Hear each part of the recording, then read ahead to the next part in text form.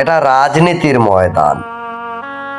2024 সালের 5 আগস্টের পরবর্তী আওয়ামী লীগের অনেক নেতা কর্মীরা নির্যাতিত হচ্ছে, হেনস্থার শিকার হচ্ছে, মামলা হামলার শিকার হচ্ছে। পলক সাহেবকে সবাই চিনেন। হ্যাঁ, হঠাৎ করে পুলিশের কাভার ভ্যান থেকে গর্জে উঠে জয় বাংলা স্লোগানটা এই প্রথম মনে হয় আওয়ামী লীগের একজন নেতার মুখে।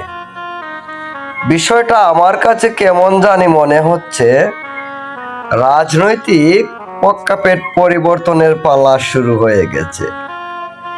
আওয়ামী লীগের নেতাকর্মীরা কি করে জেলের ভিতরে থেকে, পুলিশ হেফাজতে থেকেও এরকম কার্যকলাপ করতেছে, আমার মনে হচ্ছে হয়তো মহাজনের কাপড় ভিজে গেছে।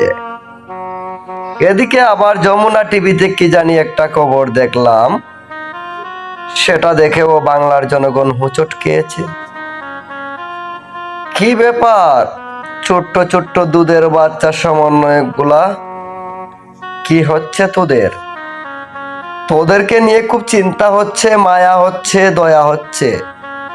তোদের বাকি জিন্দেগিগুলা কিভাবে চলবে, বিষয়টা কেমন জানি লাগতাছে, মাথায় রাখিস।